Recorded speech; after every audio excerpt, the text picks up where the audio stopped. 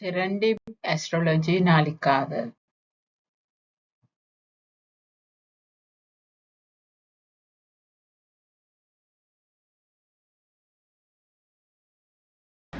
දෙදස් 25 වසරේ දේවගුරු බ්‍රහස්පතිගේ සංක්‍රාන්තිය ඔබට සැලකිය යුතු ජ්‍යොතිෂයේ වෙනස්කම් අරගෙන එනවා.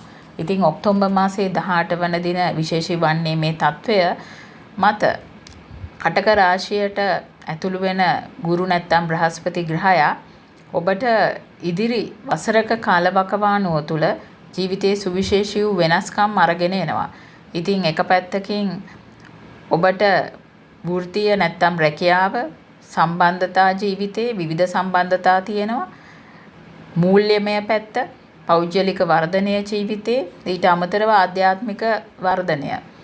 මේ ආදී වශයෙන් නොයෙකුත් ප්‍රතිඵල අරගෙන එනවා. ඉතින් ව්‍යාපාරිකයන්ට, ඒ වගේම සේවාදායකයන්ට, සේවා රැකියා ක්ෂේත්‍රවල නොයෙකුත් වෙනස්කම් අරගෙන එනවා. ඔබගේ ලග්නය අනුව විශේෂ ප්‍රතිඵල ගැන්වීමට නියමිතයි. ඉතින් චතුරස්‍ර භාවයක කටක රාශිය වෙලා ඔබට ගුරු හංස නම් වූ පංචමහා පුරුෂ යෝග බලය නිර්මාණය කරනවා.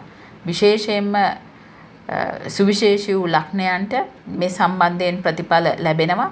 සෙසු ලග්න වලට ධනලාභ ළඟා කර දෙන කාලවකවානුවක්, කර්මස්ථානයේ බලවත් වීම, ඉතින් රැකියා ලාභ, කීර්තිය, ප්‍රශංසා මේ කාලවකවානුව තුළ බ්‍රහස්පතිගේ ගුණය හමුවේ ප්‍රසාරණය වෙනවා. ඉතින් ගුරු නැත්තම් දේවගුරු බ්‍රහස්පති කියන්නේ ඊ타මත්ම කරුණාවන්ත සුබදායක ග්‍රහවස්තුවක් ලෙස තමයි වෛදික ජ්‍යොතිෂය හඳුන්වන්නේ.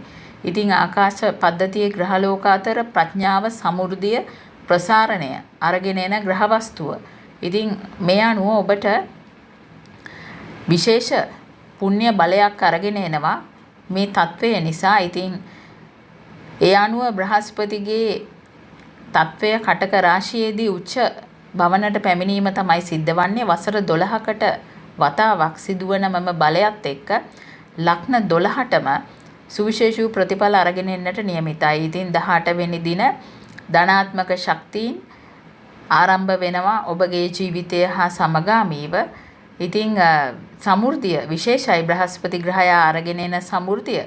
ඉතින් දෙවි ගුරු නැත්තම් දේව් ගුරු හැටියට වෛදික ජ්‍යොතිෂයේ හඳුන්වන මෙම ග්‍රහ වස්තුව උසස් අධ්‍යාපන ක්ෂේත්‍රයේ විශේෂයෙන්ම දැනුම, පුජ්‍යලයන්ට ධර්මිෂ්ඨකම, සත්‍ය කරා ගමන් කරන්න මාර්ගය පෙන්වනවා. ඉතින් ලග්න පලාඵල වලින් එක් එක් ලග්නයට විශේෂ ප්‍රතිඵල අරගෙන එන්නට නියමිතයි. ඉතින් ඔබට ජීවිතයේ මේ දක්වා අභියෝග තිබ්බනම් එම අභියෝග පැත්තකට ගිහිල්ලා ජීවිතයේ සුව පහසු කාලවකවානුවක් භුක්ති විඳින්නට ලැබෙන කාලවකවානුවක්. ඉතින් මේෂ ලග්නයේ සිට ලග්න 12ට වෙන වෙනම ප්‍රතිඵල සාකච්ඡා කරලා තියෙනවා. ඒ පිළිබඳව දැනුවත් වෙලා අද දිනේ සිට ක්‍රියාත්මක වන මෙම తත්වය හමුවේ ඔබ ඉදිරි කාලවකවානුව ජීවිතයේ සැලසුම් කරගන්න මහන්සි ගන්න. ඒ අනුව ලග්න 12 සඳහා වෙනම ප්‍රතිඵල සමග විස්තර කතනයක් ඉදිරිපත් කරලා තියෙනවා. ඒ සම්බන්ධයෙන් අවධානය යොමු කරන්න, අහන්න. ඔබගේ ඉදිරි කාලය සැලසුම් කරගන්න.